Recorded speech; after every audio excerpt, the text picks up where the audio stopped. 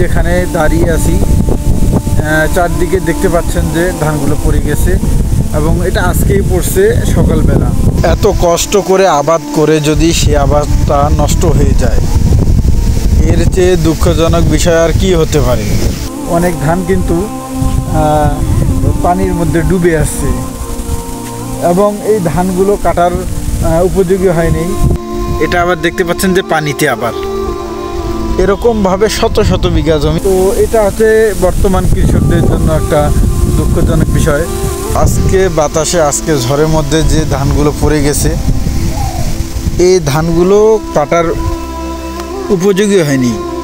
যে ধানগুলো কাটবো সেরকম এই ধানগুলো পাকেও নেই। আপনারা দেখতে পাচ্ছেন। আল্লাহ যেন সব কৃষককে ধৈর্য ধারণ করা তৌফিক দান করেন, আমিন।